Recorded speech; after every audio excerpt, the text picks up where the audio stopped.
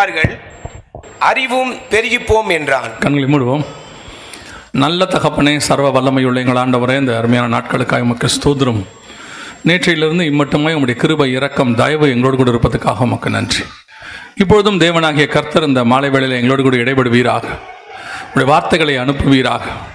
காலையிலிருந்து தேவ ஆவியானவர் எங்களோடு கூட இடைப்பட்டு கொண்டிருக்கிற தயவுக்காக ஸ்தோத்திரம். ஆண்டவரே, நீர் பேசும், நீர் இடைபடும். திரும்பி போகும்பொழுது உடைய வார்த்தைகளை பெற்றுக்கொண்டவர்களை திரும்பி போக கிருபை பாராட்டும். ஆசீர்வதிங்கப்பா, இயேசு கிறிஸ்துவின் நாமத்தில் பிதாவே, அல்லேலூயா.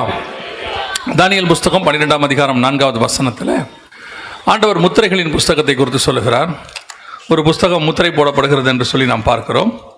அதே போல 6ஆம் அதிகாரம் வெளிப்படுத்தின விசேஷத்திலும் ஒரு புஸ்தகம் முத்திரைகள் உடைக்கப்படுகிறது என்று சொல்லி நாம் பார்க்கிறோம். அதில் முதலாவது முத்திரையாக 2012 வெள்ளக்குதிரை என்று சொல்லக்கூடிய சமாதானத்தை அறிவிக்கிறதாய் புறப்படுகிற ஒரு வல்லரசு யூரோப்பியன் யூனியனை குறித்து நேற்று தினத்திலே பார்த்தோம். இரண்டாவதாக 6ஆம் அதிகாரம் 4வது வசனத்தில் சிவப்பு குதிரையை குறித்து நாம் பார்த்தோம். இது 2019 ஒருவரை ஒருவர் கொலை செய்யத்தக்கதாக பூமியிலே வந்த மிகப்பெரியதான ஒரு கொள்ளை நோய் என்று சொல்லி நாம் பார்த்தோம். 6ஆம் அதிகாரம் 5-6 வசனத்தில் வடதிசைக்கு போன கருப்பு குதிரை என்று சொல்லி பார்க்கிறோம். அந்த கொள்ளை நோயின் காலத்தில் வடதிசையிலிருந்து ரஷ்யா உக்ரைன் பிரச்சனையின் மூலமாக ஆரம்பித்த உணவு பஞ்சம், கோதுமை பஞ்சத்தை குறித்து நாம் பார்த்தோம். இது மூன்றையும் நாம் நேற்று தினத்தில் வேத ஆதாரத்தோடு கூட, உலக சம்பவங்களோடு கூட, வசனத்தோடு கூட இணைத்து நாம் பார்த்தோம். இன்றைக்கி நாம் பார்க்க போகிறது அடுத்த 2 முக்கியமான காரியங்களை குறித்து நாம் பார்க்க போகிறோம். அதை பார்த்துவிட்டு நாம் ஜெபம் பண்ணி முடிக்க போகிறோம். 6ஆம் அதிகாரம் வெளிப்படுத்தின விசேஷம் 8வது வசனத்தை வாசிக்கலாம். நான் பார்த்தபோது இதோ மங்கின நிறமுள்ள ஒரு குதிரையை கண்டேன். அதன் மேல் ஏறி இருந்தவனுக்கு மரணம் என்று பெயர். பாதாளம் அவன் பின் சென்றது. பட்டயத்தினாலும் பஞ்சத்தினாலும் சாவினாலும் பூமியின் துஷ்ட மிருகங்களினாலும் பூமியின் காற்பங்குள்ளவர்களை கொலை செய்யும்படியான அதிகாரம் அவைகளுக்கு கொடுக்கப்பட்டது. இது அடுத்து நடக்கக்கூடிய மிக முக்கியமான ஒரு சம்பவம். இந்த 6ஆம் அதிகாரம் 8ஆம் வசனத்தில் சொல்லப்பட்டிருக்கிற மங்கின நிறமுள்ள குதிரை, ஆங்கிலத்தில் பேல்ஹாஸ் என்று இருக்கும். இந்த மங்கின நிறமுள்ள குதிரையை குறித்து அதற்கான விளக்கம் நேரடியாக கொடுக்கப்படுகிறது. முதலாவது குதிரையை குறித்து அது ஒரு உலகத்தில் வரக்கூடிய வல்லரசு அந்திகிறிஸ்துவினுடைய ஆவி என்று சொல்லி நாம் பார்த்தோம், அந்த ராஜ்யம். 2வது கொள்ளை நோய் என்று சொல்லி பார்த்தோம். 3வது பஞ்சம், அதாவது உணவு பஞ்சம் என்று சொல்லி நாம் பார்த்தோம்.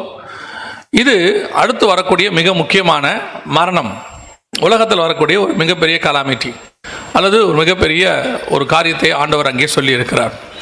இவைகள் மூன்றும் எப்படி நம்முடைய காலத்தில் நம் கண்களுக்கு முன்பாக அடுத்து வரிசைக்கிரமமாக நிறைவேறியதோ அதே போல இந்த மங்கின நிறமுள்ள குதிரையும் நடக்க வேண்டும். இந்த காரியங்கள் எதற்கு உங்களுக்கு சொல்லப்படுகிறது, குறிப்பாக இன்று ஏன் உங்களுக்கு சொல்லப்படுகிறது என்று சொன்னால், நாம் இந்த 6ஆம் அதிகாரம் 8ஆம் வசனத்தினுடைய அந்த பர்டிகுலர் பீரியட்ல தான் நாம் இருக்கிறோம். நேற்று வரைக்கும் நாம் பார்த்தது எல்லாமே நம்ம கண்ணுக்கு முன்னாடி முடிஞ்சிடுச்சு. இந்த காரியங்கள் முடியறதுக்கு முன்னாடி ஏதோ நாங்கள் இந்த காரியம் முடிஞ்ச பிறகு வந்து உங்ககிட்ட சொல்றோம் அப்படின்னு நினைக்காதீங்க. இதே காரியம், அந்த சிவப்பு குதிரை, அந்த கொள்ளை நோயை குறித்து இதே ஒய்எம்சி கிரவுண்டில் அது வருவதற்கு முன்பதாகவே நாங்கள் சொல்லியிருக்கிறோம். அதாவது தீர்க்க தரிசனமாய் அல்ல, வேதத்தில் உள்ளதான தீர்க்க தரிசனத்தை விளக்கி சொல்லியிருக்கிறோம். WHO உடைய ரிப்போர்ட்டை வச்சு இதே ஹாலில் இதே கிரவுண்டில் நாங்கள் சொல்லியிருக்கிறோம்.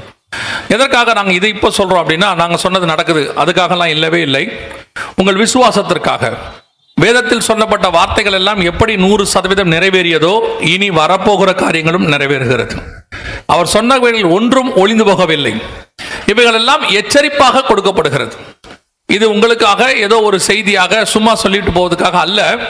மீண்டும் சொல்லுகிறேன், பரிசுத்த ஆவியானவர் வரும்பொழுது பாவத்தை குறித்தும் நீதியை குறித்தும் நியாய தீர்ப்பை குறித்தும் உலகத்தை கண்டித்து உணர்த்துவதற்கு தான் இந்த வசனங்கள்.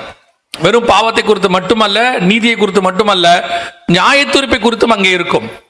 அப்படி ஒரு உணர்த்துகிற வசனத்தை தான் ஆண்டவர் உங்களுக்கு சொல்லுகிறார்.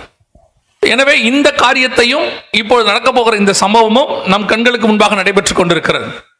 நீங்கள் வேதத்தை தியானிக்கிறவர்களாக இருந்தால் 6ஆம் அதிகாரம் வெளிப்படுத்தின விசேஷத்தையும் சகரியாவின் புஸ்தகம் 1-6 அதிகாரங்களையும் இணைத்து வாசித்து பாருங்கள். ஒவ்வொரு சம்பவங்களும் துல்லியமாய் நம்முடைய காலகட்டத்திலே நிறைவேறுகிறது.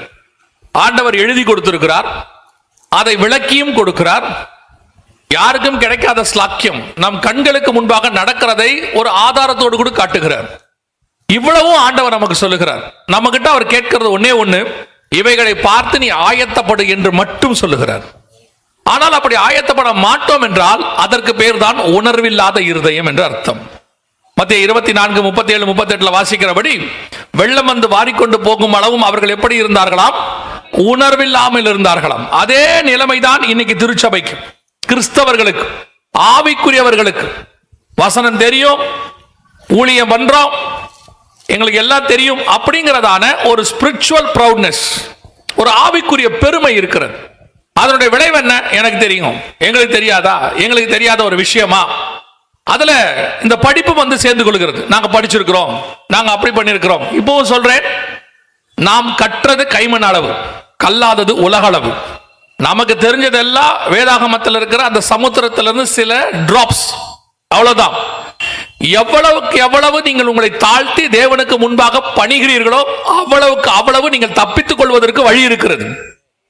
இது உங்ககிட்ட வந்து ஏதோ கவர் பண்ணி பேசி உங்ககிட்ட ஆஃபரிங் வாங்கிட்டு போற கூட்டம் இது அல்ல. அடுத்து நடக்க போகிற மிக முக்கியமான சம்பவத்திற்கு உங்களையும் உங்கள் குடும்பத்தையும் காப்பாற்றுவதற்கு கர்த்தர் கொடுக்கிறதான எச்சரிப்பு. அதை எச்சரிப்பா எடுத்துக்கொண்டு நீங்கள் ஆயத்தப்படுவீர்களானால் உங்களையும் உங்கள் சந்ததிகளையும் நீங்கள் காப்பாற்றிக் கொள்ள முடியும். இல்ல நாங்க அப்படிதான், அதெல்லாம் நடக்காது, ஆகாது, வராது அப்படின்னு ஒரு கூட்டம் இருக்கு. அவங்க கண்ணில இருந்து, அவங்க பேச்சில இருந்து, நடையில இருந்து எல்லாத்திலும் பெருமை இருக்கும். உங்களுக்கு இந்த கூட்டம் ஒத்து வராது. நீங்கள் நடந்த பிறகு வருத்தப்படுகிற கூட்டம், ஐயோ அப்படின்னு சொல்ற கூட்டம். ஆண்டவருக்கு அந்த கூட்டத்தை விட அந்த எச்சரிப்பு கொடுக்கும் போதே ரட்டுடுத்தி சாம்பல்ல உட்கார்ந்து ஆயத்தப்படுகிற நினிவே ஜனங்களை தான் கர்த்தர் நேசிக்கிறார்.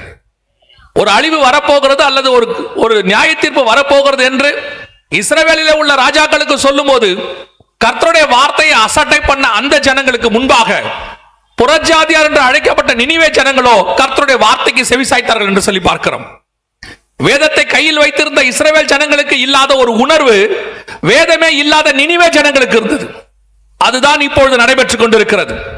பல நேரங்களில் வேதத்தை கையில் வைத்திருக்கிற நமக்கு இல்லாத உணர்வு புறஜாதியாருக்கு காணப்படுகிறது. அவர்கள் தேவன் பக்கம் திருப்பப்படுகிறார்கள். ஆண்டவர் சொல்றார், என் ஜனங்கள் என்னை விட்டு போனார்கள், நான் தேடாதவர்களாலே கண்டடையப்பட்டேன். இன்னைக்கு அந்த காரியம்தான் நம்முடைய காலத்திலும் நடக்குது. தயவு செய்து கொடுக்கப்படுகிற எச்சரிப்புக்கு உங்களை செவிசாயுங்கள். உங்களுக்கு இது பலவந்தப்படுத்தப்படுகிறது. உங்களுக்கு இந்த அந்த ஆரம்பிக்கும் போது சகோதரர் நல்ல ஒரு வார்த்தை சொன்னார். இந்த காலகட்டத்தில் இப்படி ஒரு வாய்ப்பு கிடைப்பது என்பதை அரிது. நமக்கு கிடைத்து இருக்கிறது. அந்த வாய்ப்பை பயன்படுத்தி கொண்டால் நல்லது. இல்லாவிட்டால் அது நடக்கும் பொழுது அடுத்து நான் சொல்லக்கூடிய இந்த சம்பவம், இப்ப நீங்க பார்க்க போற சம்பவங்கள் சில வருஷங்கள் அல்ல, கர்த்தருக்கு சித்தமானால் சில வாரங்கள், சில மாதங்களில் கூட நடக்கலாம். ஏன்னா நாளிகை நமக்கு தெரியாது. நாம் அதை ஒரு கணிக்கிறோம், அவ்வளவுதான், நடக்கலாம். எனவே அடுத்து வரக்கூடிய மிக முக்கியமான சம்பவத்துக்கு உங்களை பர்டிகுலரா இந்த திருச்சி பட்டணத்தில் இருக்கிற உங்களை காப்பாற்ற வேண்டும் என்று கர்த்தர் விரும்புகிறார்.